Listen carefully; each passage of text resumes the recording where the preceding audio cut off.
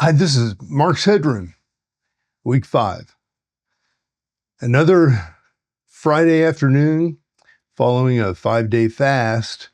And after I finish this video, I'll break the fast carefully and eat for a couple of days and then resume. And the plan is to see you back here next week.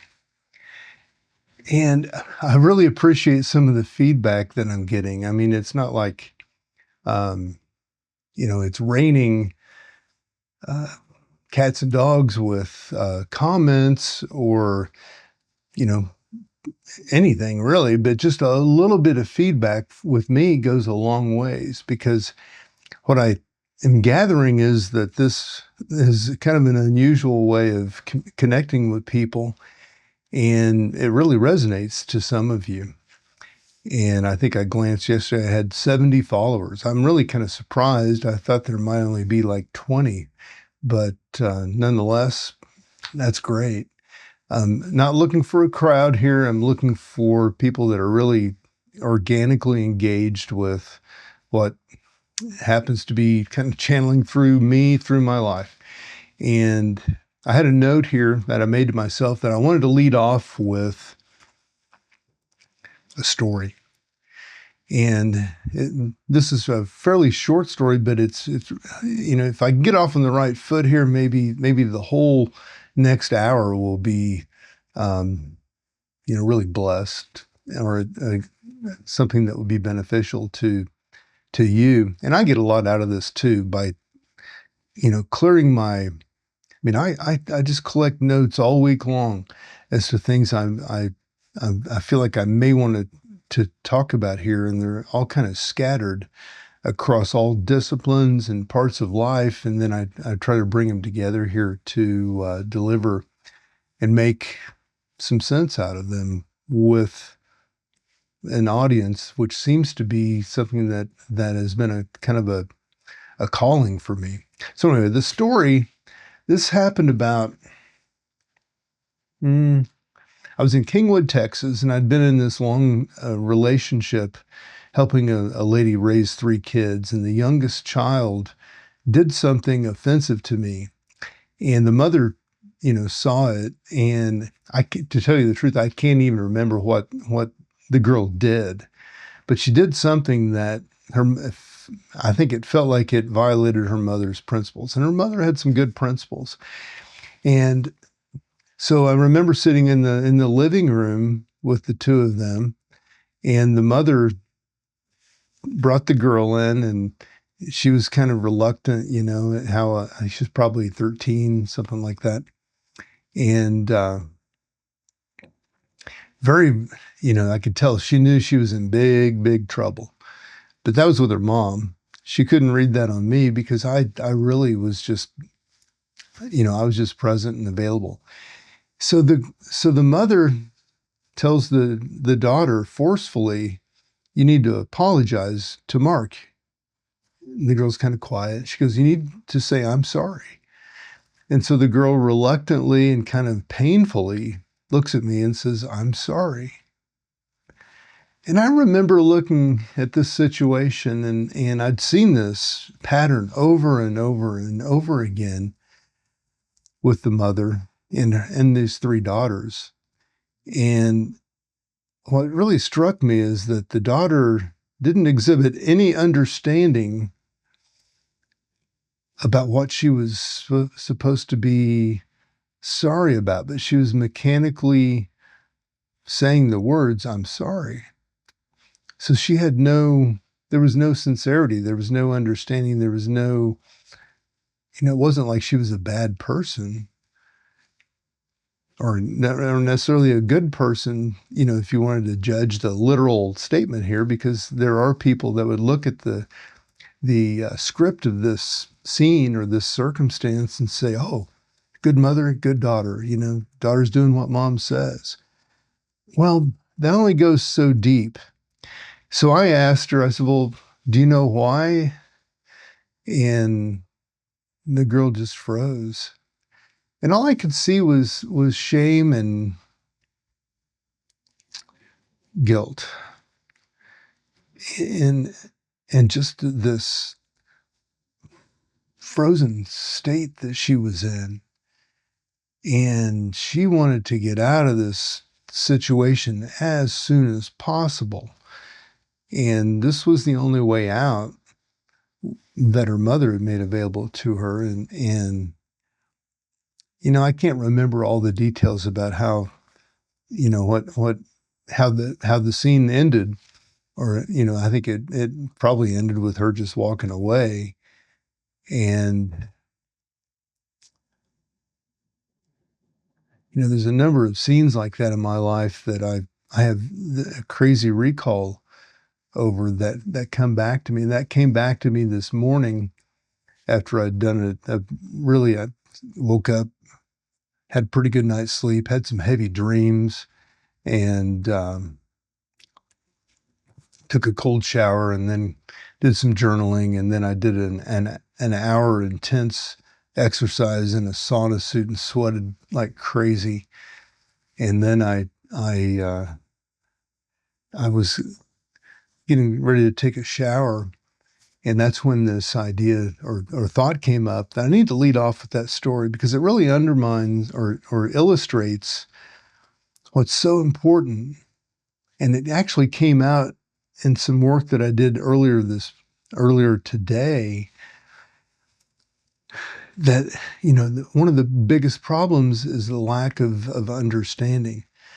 I watched a widow forgive the killer of her husband on national TV. And with the age of this person, I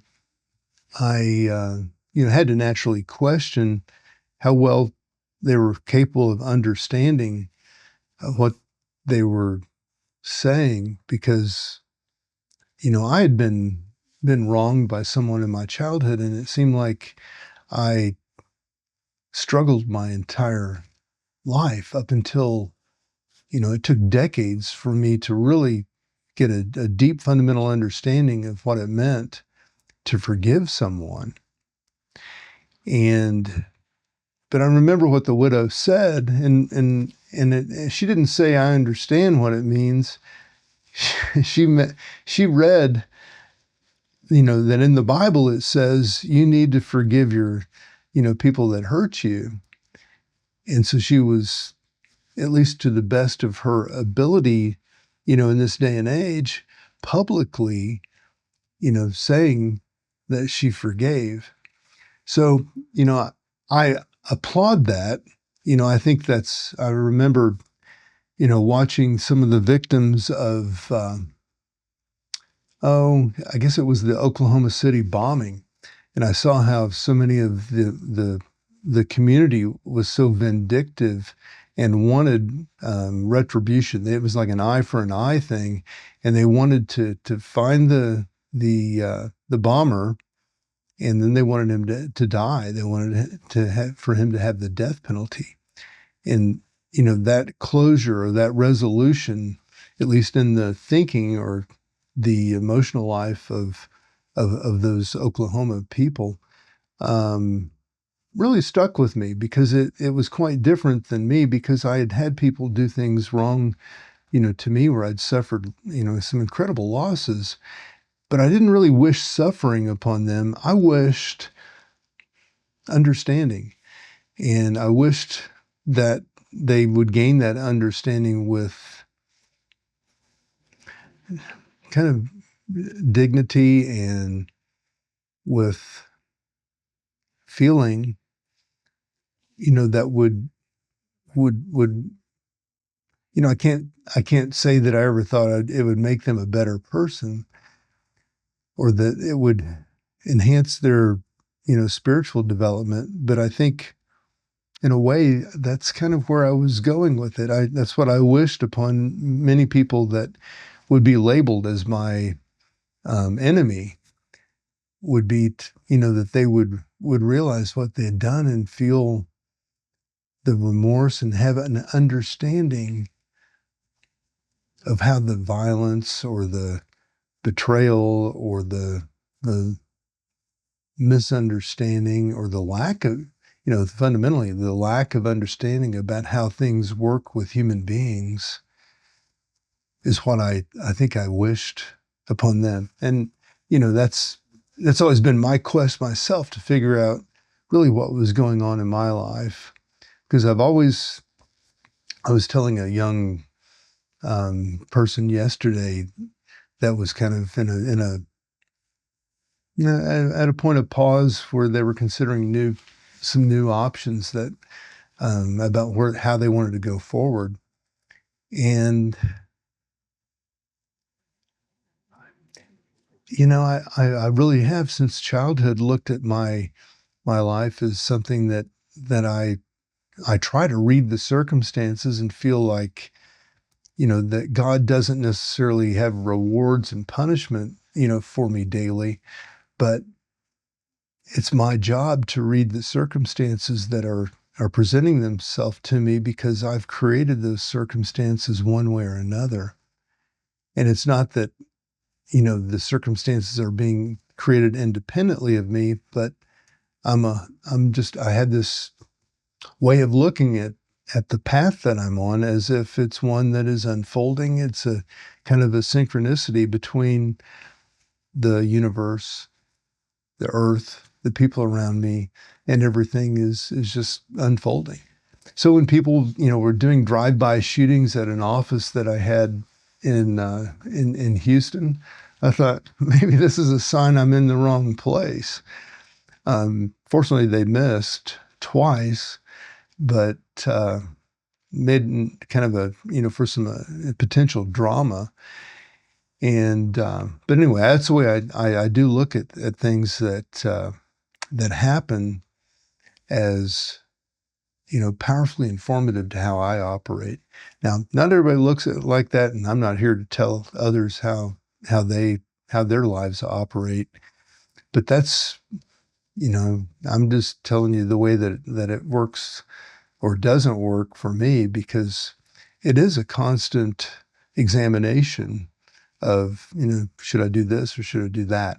And of course, I have some mechanical patterns where I do tend to repeat myself in some ways, but I try to stay open for I don't know what I'm going to say next, and put myself in situations like that more and more where I can discover what's really going on inside of me.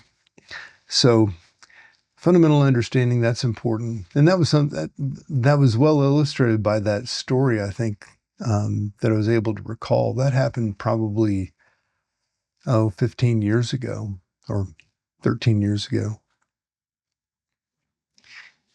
And that kind of leads me into another point that I made, that I think it's really important that we consider reality versus fantasy.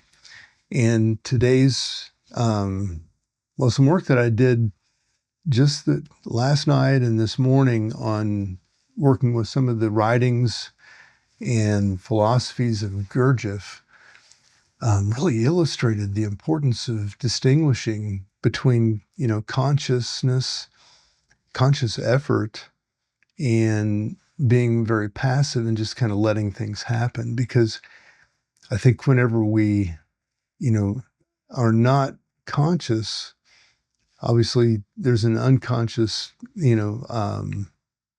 behavior or level of energy that's kind of informing, the whatever's happening in the moment. And that connection between those is something that has always kind of perplexed me. My father did hypnosis on me when I was in elementary school.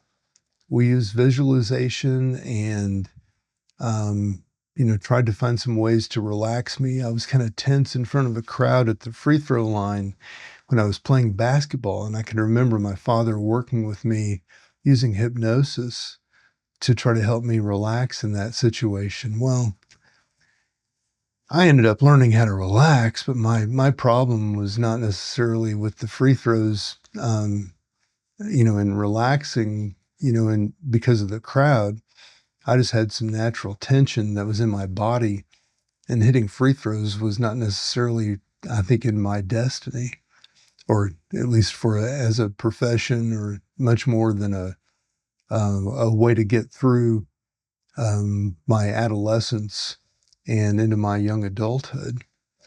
But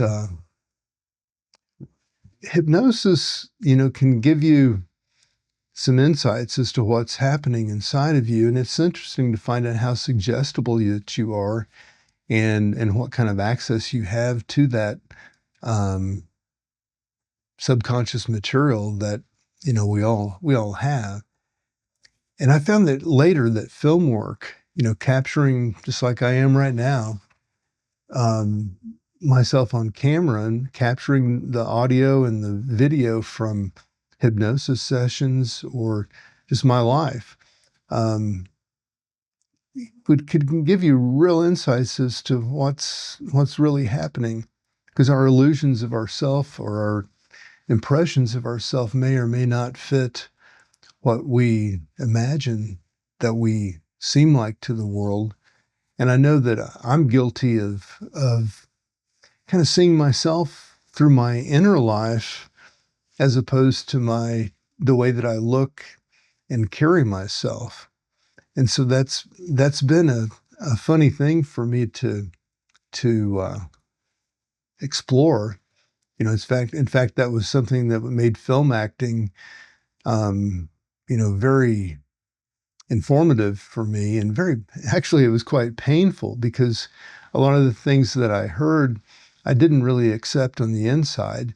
And a lot of the things that I felt on the inside were very difficult to communicate or see on the outside. So any of the misunderstandings that I had in relationships in my life, it's on me.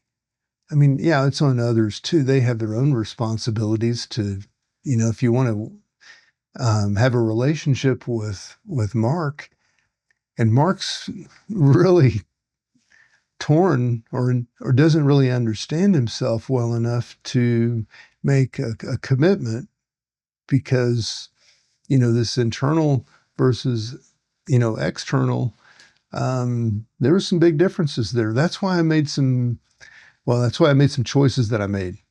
I was in athletics.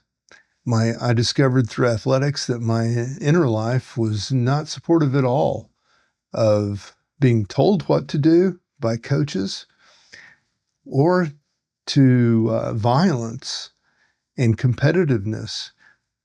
I was really more about, trying to find an organic, natural way artistically to express myself, that had no business being participating in violence, and especially in football, where, but the interesting thing was, football really served me in another way, because I had been sexually molested. I had some other misfortunes early in life that created a huge rage in me that I kept inside until I got on the field, where it was supposedly okay to do that stuff. And I broke bones. I hurt people. And fortunately, at least for my body, I didn't hurt my own body too much. But people saw that presentation of this guy that could throw the ball 60 yards before I threw my arm away, or that could hit and break helmets, break bones, with an intensity that looked like it was going to take me to the NFL, until finally it really became so clear to me that I was offered a scholarship by Jimmy Johnson and a new car, which crossed the line. And of course, I may have been looking for someone to try to push me across the line, to come into this realization that I didn't want to do this. And so, I went the other way. Now, it didn't come from, I don't think it took me a while to figure out a way to explain that to others. I didn't really want to go into the oil business. I didn't have any knowledge of it or any real interest other than, yeah, I was feeling my oats. I mean, I was 17, I had an ego, and I was being recruited by every school in the country to play football and get an education, was the trade-off, or at least they'd give you a degree. Whether you got the education and understanding, that's another matter that we talked about earlier. But I had the, 6'4", I was weighing 240 or 250 at the time. I had NFL, stats. And I was also smart. And I wasn't really inclined to, I didn't really know what I wanted to do with. That's why I'm here today at almost 62 years of age, talking about mystical and these different stories from my life that I'm just now piecing back together to put a useful narrative together for my fellow man. And having been encouraged to develop this ability to talk to others freely and with some confidence about things that I have no idea about, but I do have a deep knowing of. But when it comes out, it's unusual and it's unstructured. And I'm finding that as I collect all these pieces of information from my journals and my videos, my thoughts, and bounce them off of people and collect those, that there is some real needs that I think can be served here. And, although, if you go back to the story I was talking about in my, experience with athletics, it wasn't about the athletics, but on the surface and the outside, yeah, it was all about the athletics. And then it became about getting trained to become a petroleum engineer. And the main thing behind that, and this is kind of interesting because my father's strongest wish for me was to get out of the Ozarks, get out of Springfield, Missouri, where I grew up. And he was in law enforcement. He had advanced degrees in psychology and criminology, and he married into my mother's family there in the Ozarks, and they were more from the local area. This Native American background mixed in with a Church of Christ and a commitment to the land. They were farming, and I'd had, those my mother's side had come in and settled American Indian from I'm guessing the Trail of Tears, and just stopped in Missouri short of going into Oklahoma. So my father, had confronted a number of giants, so to speak, organized crime, some wealthy individuals, and also a lot of politics in the area. And he was known to be a straight arrow. He was a Marine, and this guy from, found the Church of Christ, the Bible, and my mother, and they took things, you know, very literally, and were playing pretty much by the book as far as I can tell. And the only time my father cried later in life after he'd retired, he was recollecting from me that he had pulled over a doctor just short of a mile from the doctor's home, and the doctor had been drinking, was obviously too impaired to drive. Of course, this is back in like probably 1961, before I was born. And my father played it by the book, did took him in, and the guy, after he got out of jail the next day, went home, and because of the shame around that, shot himself and killed himself the next day. My dad cried over that probably, well, that was probably 45 or 50 years later.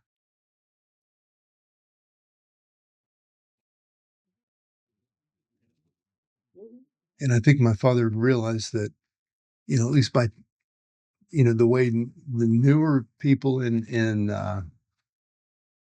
law enforcement were working, there was some latitude there, and he actually did have some latitude. I guess there was, some choice involved in looking the other way versus, or maybe even driving the guy home. And over time, that had really grated on my father. So that's the kind of man that raised me, someone that really had a heart and also um, examined himself and tried to play it by the book. And and then later the book ended up almost killing me and my whole family because my father's was really intelligent and good at what he was doing and had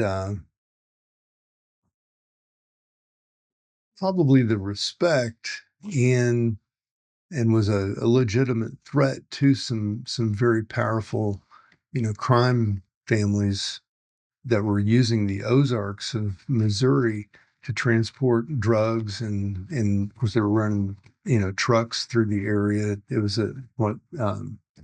Route 66 ran through there. It's now I think probably I-44.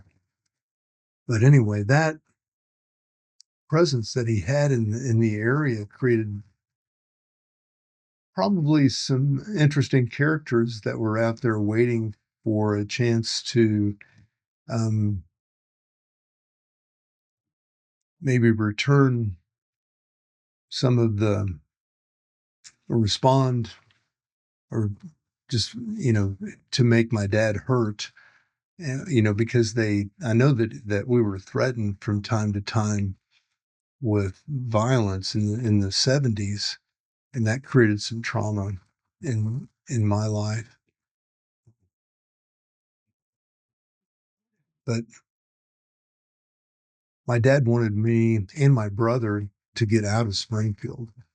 And years later, since he died well before my mother's still alive, my mother never knew how much my dad wanted my brother and I to get out of Springfield and to do business and have careers elsewhere. And I'm convinced because he left behind some cassette tapes with recordings for a few crimes that had been committed, unsolved murders, or I mean, there's a lot of stories coming out of Springfield, about unsolved, crimes and murders because they had a hard time finding great, really good qualified talent in the area, and then getting that talent to be in law enforcement was a real challenge. So I find myself in the oil business, and I don't really care about it. And then I find myself with a family that I do care about, and suddenly I've got um, skin in the game, so to speak. And fortunately for me, I was good at the engineering. I was good enough with people to find a way to skate through without selling my soul. And of course, I was not as materialistic as some of the women that I encountered in my life, to be quite frank.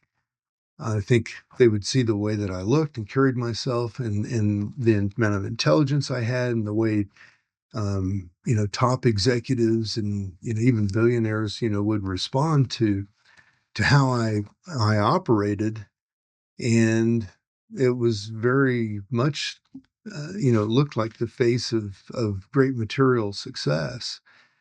And I tried that suit on, so to speak, in Kingwood, Texas, and boy, it really backfired on me. But thank goodness it did, or thank God it did. Thank the universe that it did, because it's through these gaps, through the things that really fail. I mean, over there, I mean, I had, you know, family failed me, betrayed me, turned their back on me, locked me out, ghosted me. Church acted like they were totally passive and couldn't, they had no answers. Law and medicine. I had, and this is an important story. I'll tell this, and this may take some time. So if you're going to tune out, you may not. You may want to tune out now because this is an interesting. But this is an interesting story. It might be worth listening to. Who am I to say? It's not like I don't have enough self-value. I'm telling you ahead of time that this may be kind of boring to some of you, but I'm 42 years old, and I've already found out that, well, my wife has left me, taken 3 kids to Austin, and I'm working in Houston, and I was having a tough time adjusting to my wife being a lesbian and my kids being in a different city than I was.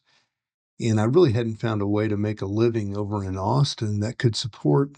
I mean, I ended up still supporting my ex-wife and our 3 kids, and as well as myself in Houston. So I basically had 2 places, and I was shuttling back and forth between the 2 cities, just running myself ragged. My youngest son the other day said something about how tired I seemed when they were growing up. I didn't I didn't try to defend myself. It was very true.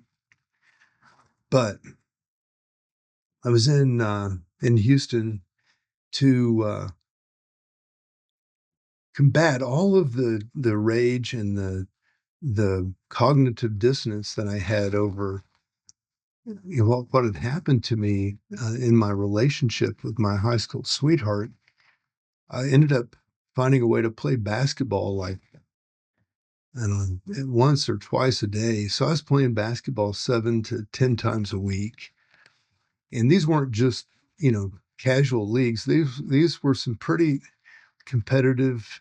There were some guys that used to be in the NBA, college basketball, and some guys like me that were pretty good, pretty athletic, that were in Houston working. So I loved it. I was intense. I was on several teams and really enjoying it. And I was playing basketball. Um, must have been around July of 2004.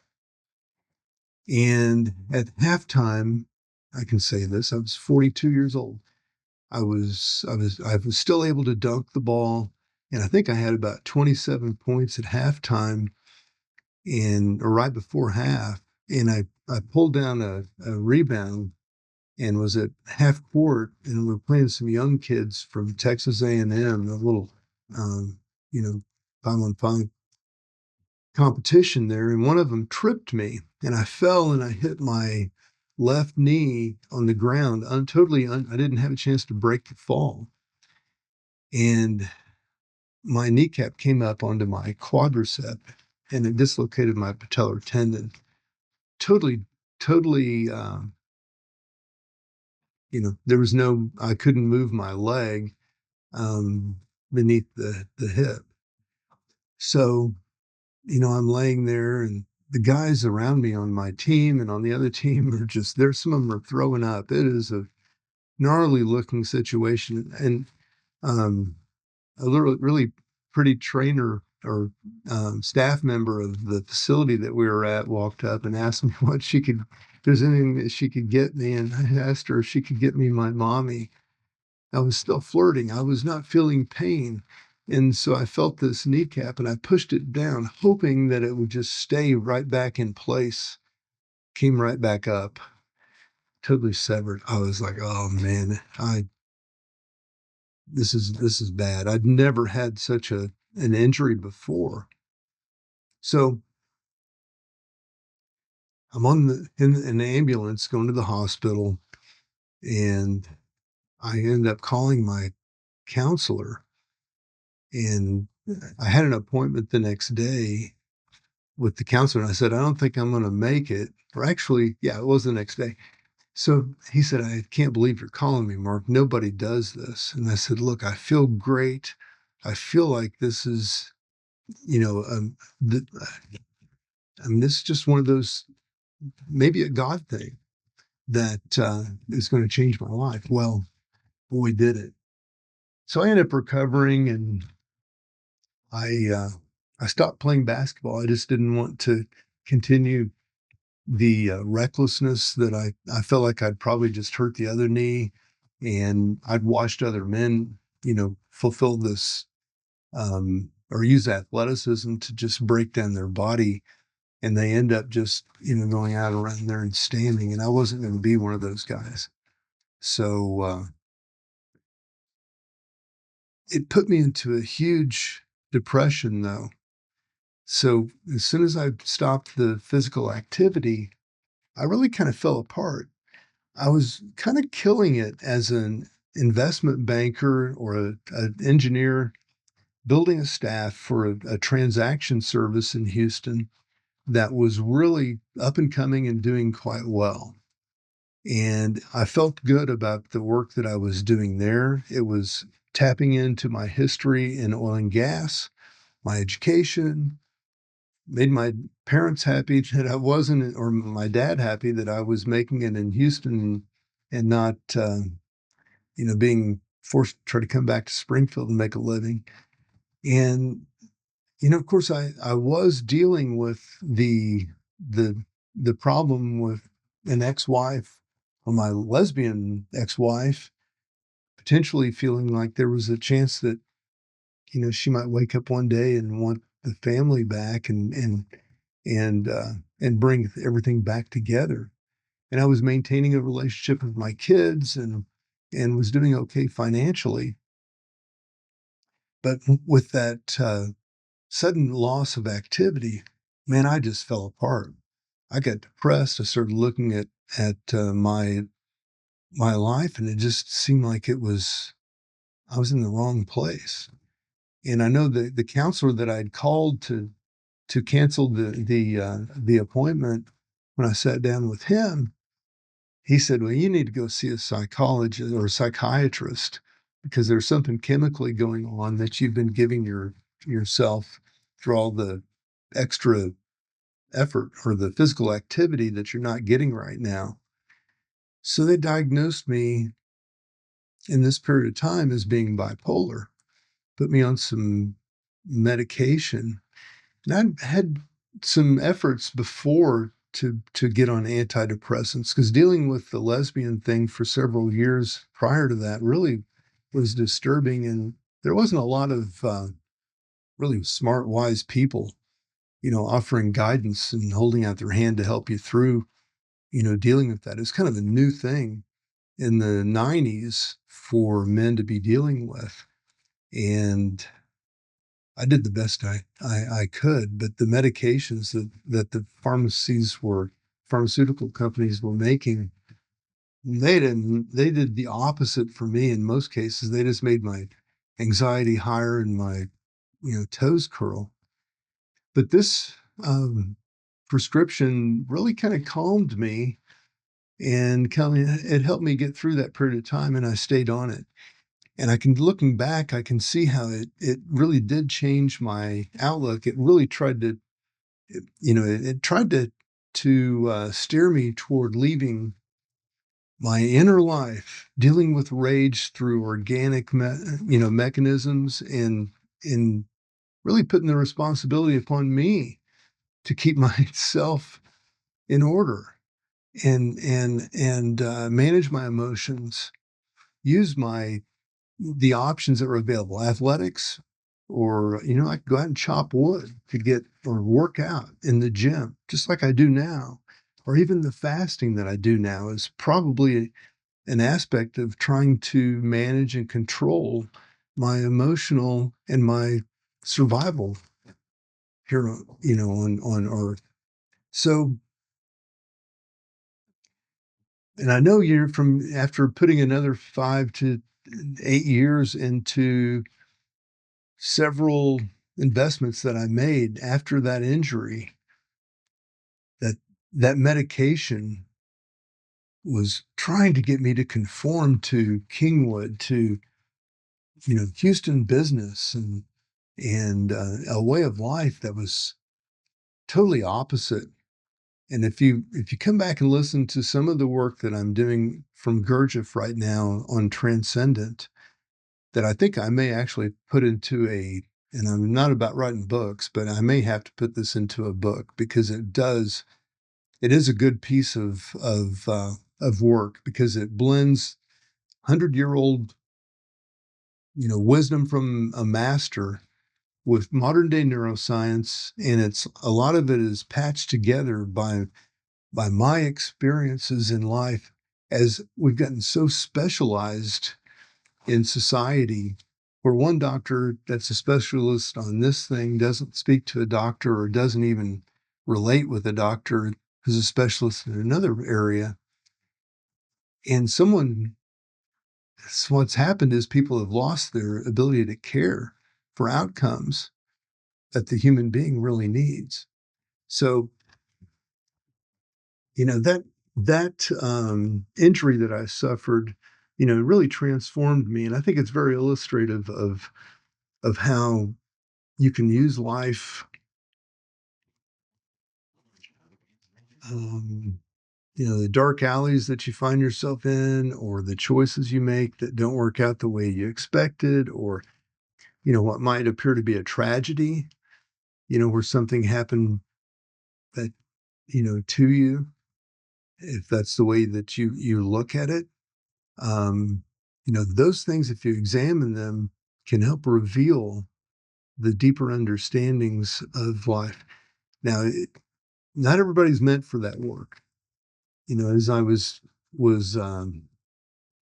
delivering a video for one of the segments of this Gurdjieff series that I'm doing right now, it really does take someone that's organically, um, it's like, the kind of video that I'm making right now, right here. If you're listening, there's an organic connection that I think is honorable, um, to you as the viewer, and it's honorable, to me as the person that's presenting or on camera, because it's not for everybody to go explore, why the guy that hit you whenever you were 13 years old, maybe why he hit you, and understand that, and then also understand why you didn't hit him back. Well, that's me, and so that's why I'm here. Um, we look at a few notes I've got here. Um, you run into people that are telling you the world's going to hell in a handbag and everything's falling apart. Well, what I what I try to find a way to point out to those people is, okay, if that's true, and I'm not necessarily agreeing with you that that's happening, but if that's your view, let's go back and look at how we got to where we are. If your view is that nothing is working and this is bad and this is good, well, let's just see how we got there, because that examination, at least the way that I deal with it, it's about examining or trying to help this person wake up or discover themselves, because it has to happen organically. How did that view evolve in their life? Well, maybe there was something bad that happened to them, early on, that just gives them the constant view that the world is falling apart. And it's not about fixing the world. It's really more about, it's not just, I minimized my statement there. It's not, it is all about fixing these parts inside of us that are broken and hurting and suffering. The suppression of our feelings and the suppression of our body knowledge is what keeps us from transforming and evolving spiritually into a lifestyle that would be so much more sustainable and honorable with dignity. So there's that one. Um, Another thought was that since God is everywhere, and I think we like to believe, or it's often thought, that evil, is usually just in disparate places and is not connected or interconnected. Maybe they have different agents, and there's some um, connections that give evil a little bit of reach. But for the most part, the devil can only be in one place at one time. So the philosophy says. Um, so there's some good reasons to disperse humanity across the earth, because those places where everyone is conformed and is living mechanically in high density areas, well, if you believe in evil, then that may be a place that if it can't be everywhere, then it's probably going to be in one of those places if it has a choice. I don't know. I'm just talking out loud. That was a note that I made. Um, oh, a lot of people have this, they talk about Jesus this, Jesus that. And that word has become so, I don't know, it's weird.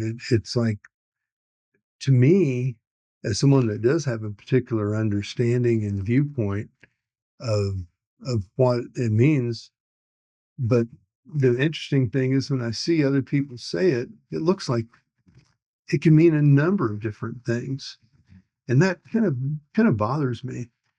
But I was with a group of really smart and accomplished men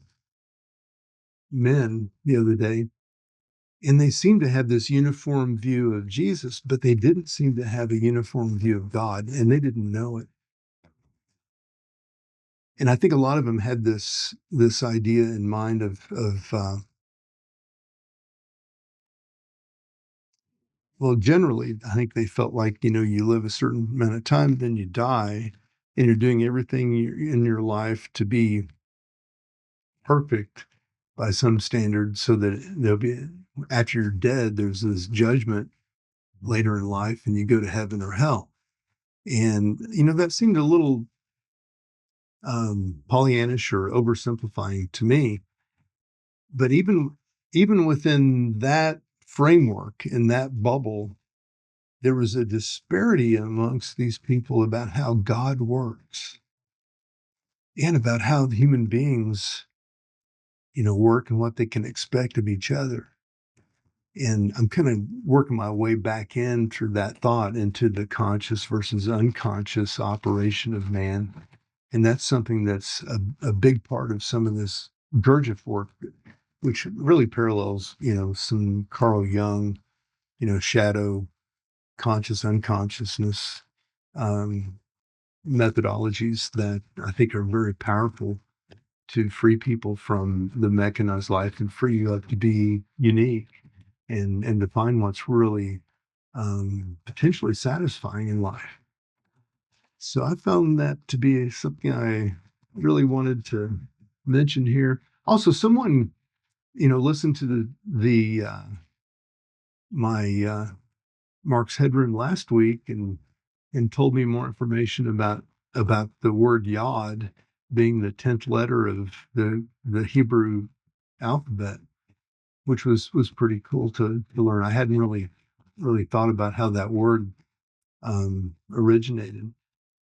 Um, ooh,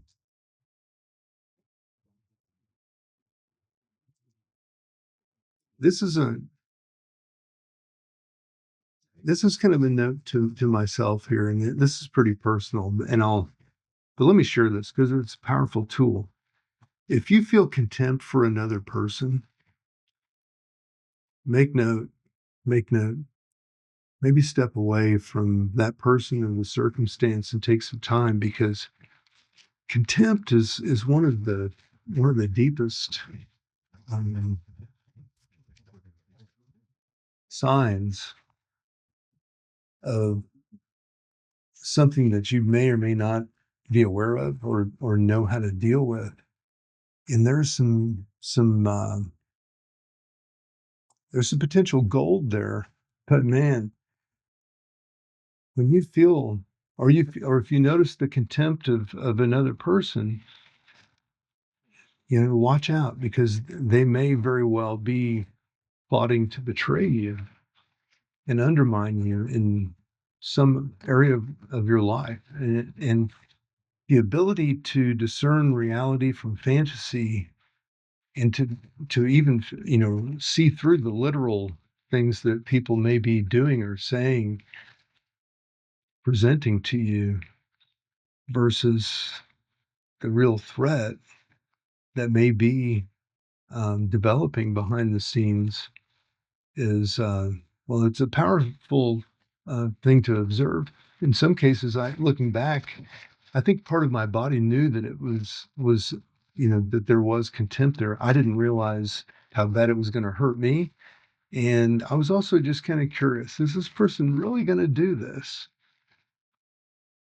Are they really going to do that? Well, be careful with that. Um,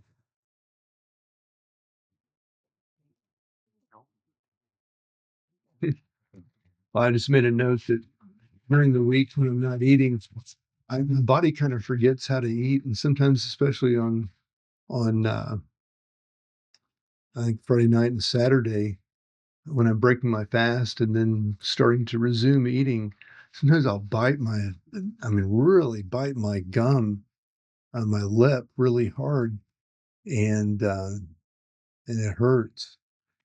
But that's the level of physical commitment that I've got to trying to get shake loose of some of the conditioning, to see life on the planet, on Earth, to honor the relationships that I have with the clearest and cleanest um, possibility for me, because I know that my body is able to withstand the fasting, that I've been trained, and I understand well enough how to do this, in a healthy way. And I even got some support around me to continue doing that, and to explore and do research, in my community here in Austin, and in my family. It reaches it back up into the Ozarks in Missouri, and because I've got family on the coast as well. But anyway, um, it's real when you end up biting your own flesh accidentally, because you forgot how to eat. But I will tell you that my eyesight has improved, and my teeth have also, my gums have improved in the last 10 or 15 years, because of some of the intermittent other fast. But this particular fast that I've been doing for the last over 4 years, 5 days no eating, 2 days eating, um, that's pretty powerful in producing some chemistry in my body that's rejuvenating. Um, let's see what else might be. I had a thought. This is powerful. I want to get this out here before I uh, I end this talk today. I think there's an aspect of our um, I think there's an aspect that we ignore about ourselves that's really important to pay attention to. And we're an organism, and I'm going to get this on here.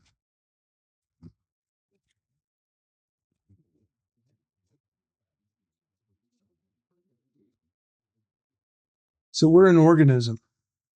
We have a bioform that houses our consciousness, and we take that form as an infant, and we let it grow. We nourish it. We train it. We get it gets exposed to environmental factors, and some of us believe that it came in, or it incarnated with the essence of something that may be a piece or a part of our spiritual life, that we're here for a purpose. And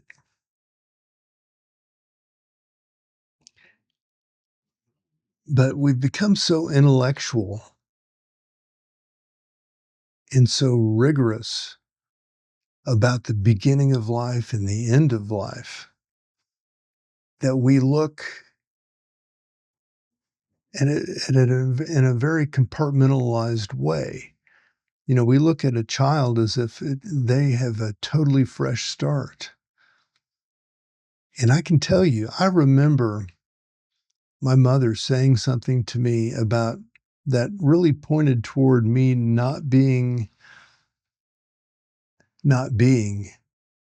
prior to my birth. And I was offended and hurt by it. There was something in that moment, and I can remember the place. And I think I was maybe I was in the second grade. I was probably 7 or 8 years old.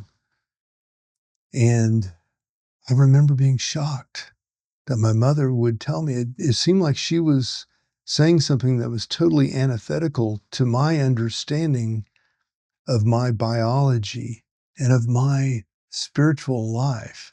I felt like I had existed or had access to the existence far beyond just this period of my life. And that was quite an original, or maybe by some standards, it might be crazy. But by my standards, I'm sharing it with you today, and I've shared it with a few others because I have a hard time really explaining it. But I had this sense, as a very innocent sense, that was kind of stepped on by this idea of everything being so intellectual and of my existence beginning on the day that I, you know, was delivered from my mother. So, and I'm seeing that there's some parallels in some of the work that Gurdjieff did after I made that realization. You know, sometimes there's some support or some deference that shows up to help you get clear. And I believe that there is an access to past experiences that our bodies have had. And who knows about the consciousness and the spirituality and the other influences. I mean, they say neuroscience is saying that we only have access to about 5% of everything that really is happening around us. And so we don't have a lot of actual, control over, what's happening. And the neuroscience is continuing to show tests and studies, experiments of people thinking that they made a choice when actually the choice had already been made before they even thought about it. And they're just basically owning the results to satisfy their ego and their sense of safety. So back to my point, I'm doing a little bit of my hopping around, my wandering here, because the bodies that we have, they have memories. And we know this because whenever someone is raped, sometimes they black out. They don't have conscious, they can't journal about what happened. The emotions, the body gets overwhelmed. But there's some kind of recollection that does go on in the body, and you can read a ton of books about this, and it's pretty well accepted now. I think maybe 30 years ago they thought people were crazy for thinking that. They don't think you're crazy now. So let me take this a step further. All these people that have these experiences from the past where they were suffering harm from all the justice rules and this fair play idea that how everything should be, that if everyone should have this opportunity, all men are created equal, the Constitution, that kind of stuff. Um, so when things don't work out quite like that, and you do have evidence in your life of it not working out like that, well, then everyone kind of has the same bit of information to say, yeah, there's a problem here. And, this person is responsible for this part of it and another person responsible for this part of it. And you can play the blame game and you can have justice, right? Well, I believe, and I've had this idea for maybe 10, 15, 20 years, that people carry ancestors, or at least from the body, they're carrying a lot of that with them.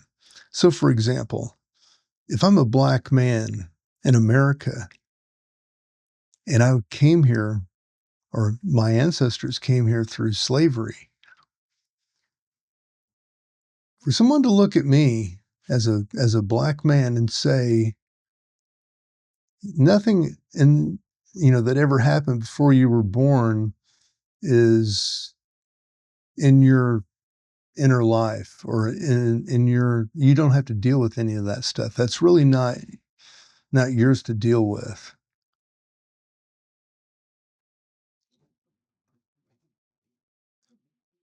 Well, let me tell you, I believe they do carry memories of all of that with them. Maybe it's back 5 generations. Someone, maybe just to go with that, you go back to Africa. Somebody kidnapped, threatened, held someone at knife point or gunpoint, took them from their safe home environment, shocked their system, robbed them of their choice, took them away from their mother and family, and their brothers and sisters, put them on a ship, nearly probably starved them to death, exposed them to disease, brought them over here, put them into organized labor, spit on them, treated them like animals, suppressed them. And then, one day they write a new law or they fight a war, the rules change. Well, it takes the people a little while longer to change. Just because you change the rule, there may be some that are all about that new rule. There's some that are begrudgingly going along. So, I think from firsthand experience with a number of people from that heritage on the football field, for example, man, they had access to a rage and, of course, some physical strength and talent and speed that was uncommon. But the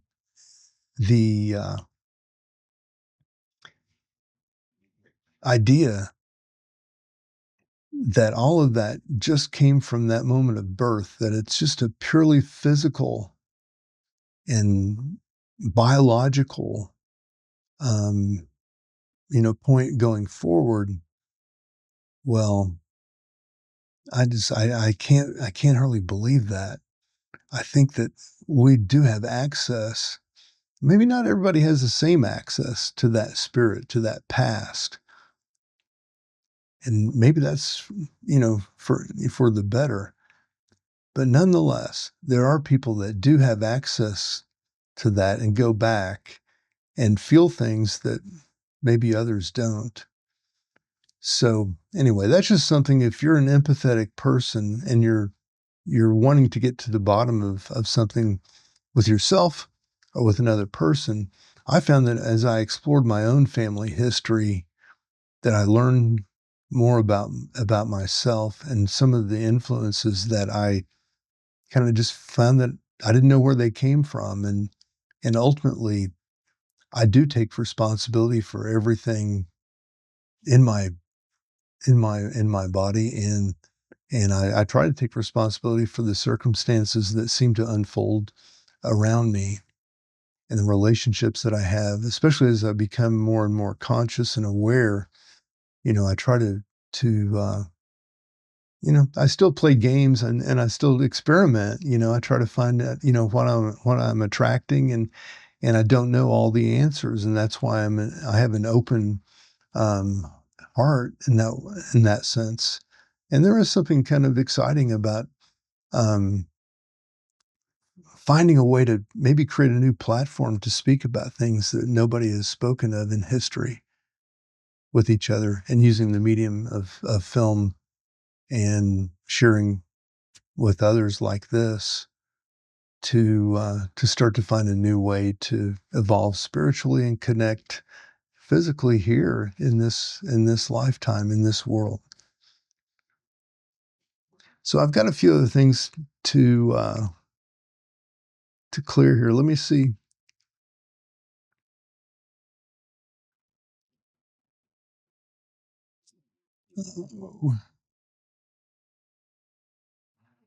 I've noticed that, and I'm gonna hold myself to this, because if some of the work that I'm doing does create a platform and maybe a modality, that does kind of bring some people together for conversation and personal development, spiritual development in particular.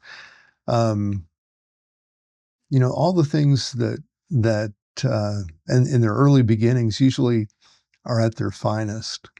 They're uncommercialized, they're in their purest form. And so some of these things that I'm speaking of right now, I have to apply some of my own rules to, because I do make some notes about, if I encounter a spiritual teacher, I try to figure out how far along they are in their process. And, are they trying to make a living off of it now? Or are they trying to fulfill ego? Or, where are they at in their own evolution of dealing with the things that all men and women, deal with, about, surviving and ego and greed and all that sort of stuff. So in their purest form, usually there's a lot of very fine aspects to the early work that is presented. So I'm just throwing that out there. Um,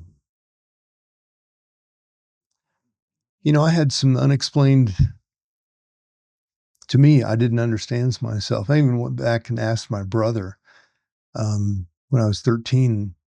Out of the blue, I set a fire and I burned something down that wasn't mine. And on one hand, I feel a little bad about it, but on the other hand, I felt like it probably didn't hurt anybody, fortunately. And so it was a bigger memory for me than anything else, that I would do something so unconscious, something that seemed so out of character, but it also expressed such pure rage at society, that I would do something like this. And it's one of those things that I work with in my psyche. I've also taken on, I was invited to be in a fraternity when I was playing football. And man, everything that I tried to suppress came out. I tried to fight. Well, I've taken on two fraternities who were trying to entice me into conforming to their stuff. Couldn't do it. Couldn't do it. I didn't. I realized there was a ton of almost criminal level rage against them that I suppressed, and ended up just walking away. But those were some deep seated morsels of, either they were from my early childhood, or I came into this earth with something of a, let's find out what's wrong and let's get rid of it. And I found a lot of people were joining and conforming and following some of these, good old boy networks, and I've consistently run into those. And I've been walked out of those sometimes before I had a chance to burn them down or expose them for what they were. That's one of the reasons you'll hear me. I've spoken in the past, I think, on here on Mark's Headroom about the brilliance of the transparency that we have today. On one hand, it's very disconcerting and very confusing to a lot of people, but for some people that have seen the truth and watched it be suppressed, this is a breath of fresh air. Women getting their power. And it takes a little while for people to own and use, the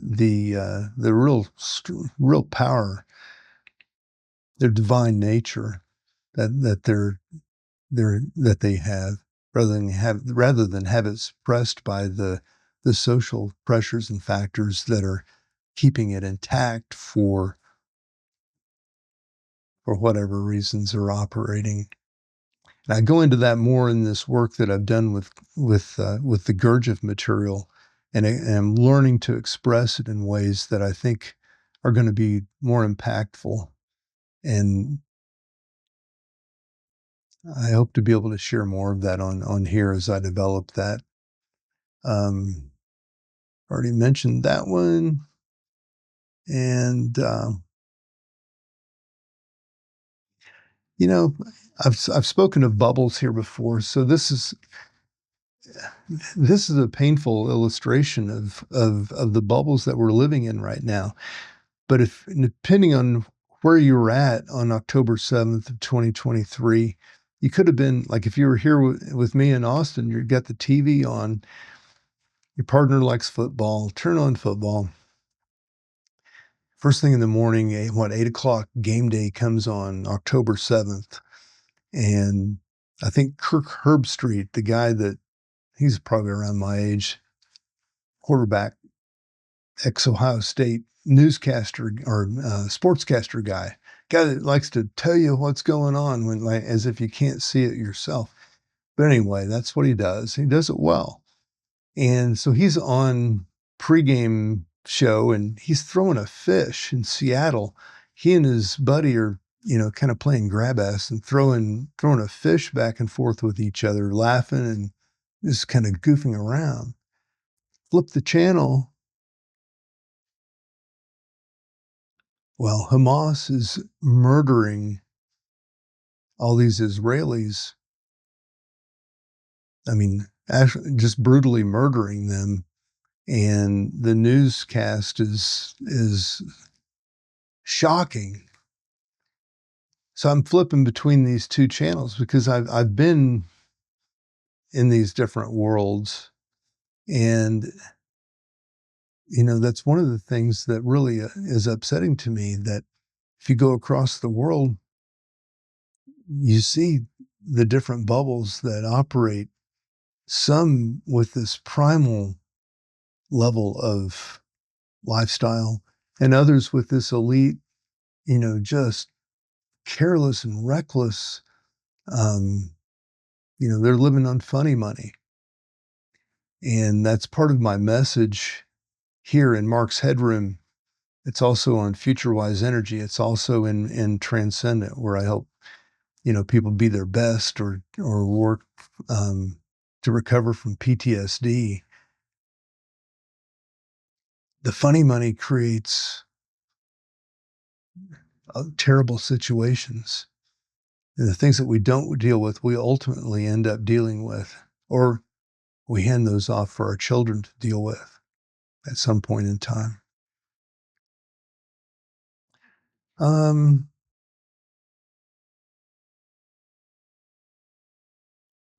already mentioned that one.